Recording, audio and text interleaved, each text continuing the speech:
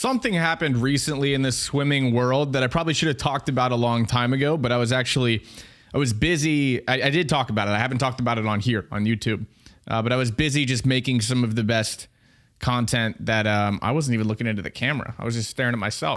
It's a difficult thing to do, okay? So bear with me.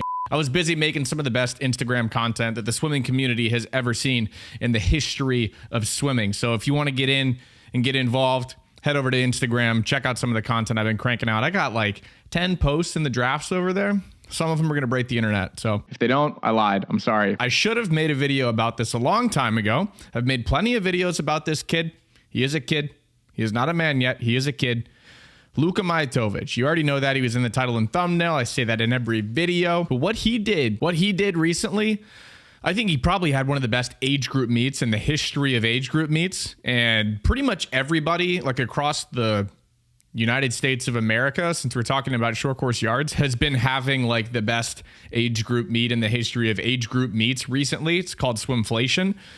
Get up with the times. But he popped off. He went crazy. 200 freestyle, 500 freestyle, 1,000, 1650. But we're going to talk about one specific swim today. We'll go through his times that he went, and I'll pull up his SwimCloud, and we'll kind of just scroll through here together and go on a little bit of a SwimCloud cruise with me, if you will. So when you pull up Luka's page, you pull up his SwimCloud, something interesting happens. Something interesting that I'm only aware of happening one other time in the history of swimming happens when you come onto Luka's page. Okay, so bear with me. When you scroll, he's a 1.15. Why can't? Oh, I wasn't recording, so I got stuck. When you scroll, he's a 1.15, class of 2027. He should be probably a 1.00. I don't really know exactly how these things work. You see how he swam in his most recent meet. You go to his best times. They're very fast. 200 free, 136.3. 500 free, 417. 1,000, 846. Wow, that's cooking. 1650, 1445. And then if you know swimming, you look up and see that 417.07 and you're like, I think he went faster than that. And you'd be right. Luka went 415 at another meet. He went at 415 at the 2023 CA/NV Speedo Sectional Championships. But why isn't it in his updated fastest times? Well, if you go over here to the meet, you go look at the meet, and some of you guys know where I'm going with this. If you scroll down to the 500 freestyle, you go to the 500 free men's finals. You got one of these guys. SwimCloud.com looked at this time and said, it's like a fraud alert. It's like when you're running a business and someone buys something from you and their card is suspicious, they'll give you a fraud alert so that you can then decide how to proceed. SwimCloud.com said, there's no way that this was legit. We know it's legit because we have video footage of it. It's been all over the internet. The little traffic cone with the exclamation point, I have only seen one other time in the history of SwimCloud existing. I'm pretty sure. And if I'm wrong and you guys know of another one, let me know. But if you see what I'm typing in right now, yeah, Caleb Dressel. If you look at his top times, personal bests, 17.81 is his fastest 50 freestyle time, which apparently SwimCloud was like, that's fine. 1781 is fine. 1763, I forget. I'm gonna get absolutely flamed for that. The only other time that I've seen this happen though is this 1763. There you go. There's your traffic cone.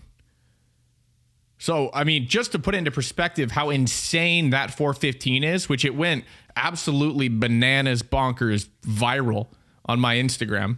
I posted a quick video where I sat right here, turned my camera vertically and said, a 14-year-old just went 415 in the 500 freestyle. And it went boom, with some music, and I put his time up top and then went into the comment section and started firing off a bunch of reactions. And it seemed like everyone was trying to ask like, hey, and I actually I impressed myself a little bit with how well I could relate what Luka did in that 500 to other sports. People were like, relate this to soccer. And I was like, oh, okay, I'm not like a huge soccer guy, football, if you're not from America, but like, let's give it a try. So I was like, this is kind of like somebody scoring like 2 goals in a Division I game at 14 years old on some like a couple of like really good D1 NCAA soccer defenders.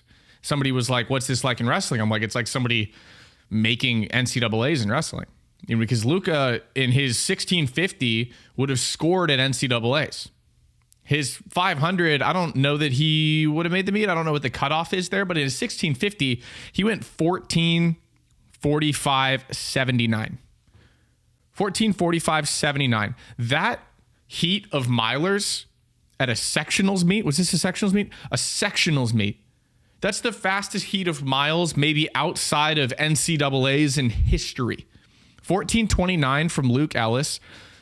I feel absolutely terrible. Not really, though, because Luke Ellis went 14:29. He's going to be fine. I feel absolutely terrible for him getting like somewhat overshadowed by a 14-year-old going 14:45.79 in the 1650 in that heat.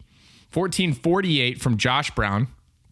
And then Gabe went 14:41.11. I just talked about him as if I'm like close friends with Gabriel, sorry. I don't know, whatever. Gabe, shout out to you. The Sandpiper's putting on an absolute distance clinic. 14:29, 14:41, 14:48, 15:05. Sorry, Dylan. You didn't get mentioned because you didn't break 15. Like, that's how ridiculous this whole meet was, honestly, and specifically in freestyle. Because if you go look at let's go to the 1,000. How do I find it? Scroll around over here. Bear with me. Just going to type 1,000 over here.